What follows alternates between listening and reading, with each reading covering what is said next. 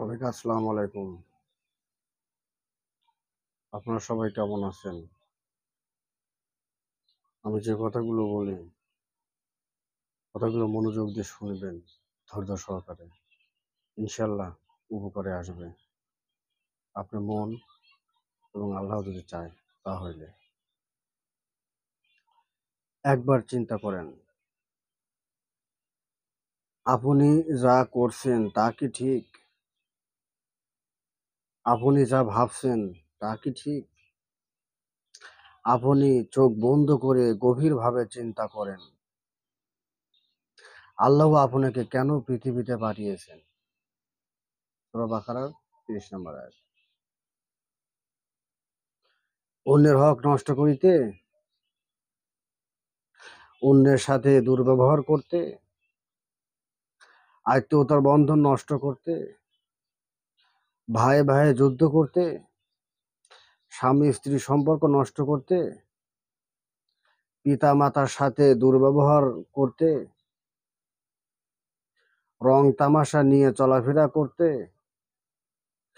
মিথ্যা কথা বলতে খুব ভালো লাগে, নিজেদের সৌন্দর্যে অন্যকে দেখানো ভালো লাগে। কি ভাবছেন? টাকা আছে বলে গরিব মানুষকে ভালো লাগে না,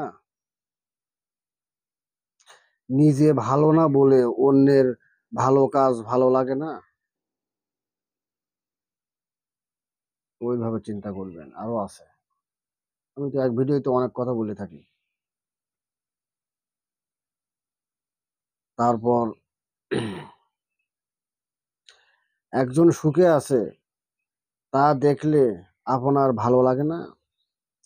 সব চাইতে বড় ব্যাপার, আল্লাহ যা পছন্দ করেন তা আমাদের ভালো লাগে না। মারাত্মক ব্যাপার। যদি সৃষ্টি করবে আমাদেরকে, তার কথাগুলি আমাদের পছন্দ হয় না, তার কথাগুলি আমার পছন্দ হয় না, তাহলে আমরা কি অবস্থায় আছি?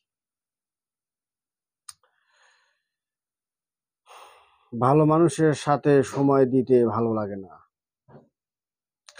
নাকি ভালো কথা আপনার একদমই ভালো লাগে না? সর্বশেষে সব সময় মন চায় টিকটক করিতে, ভালো উপদেশ ভালো লাগে না। আপনি কোরআনের কথা বলেন না, অন্য কেউ বললে আপনার ভালো লাগে না। সবচেয়ে মারাত্মক বিষয়টা,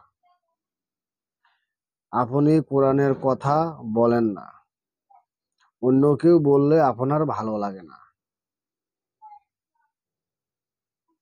ইত্যাদি। আমাদের চিন্তা ভাবনা, এটাই আমাদের চিন্তা ভাবনা। এইগুলি হতে থাকছে নিত্য নতুন, আরো অনেক আছে যেগুলো আমরা সবসময় করে থাকছি। দেখেন চিন্তা করে কোনটা ঠিক। আমি কিছু বলবো না।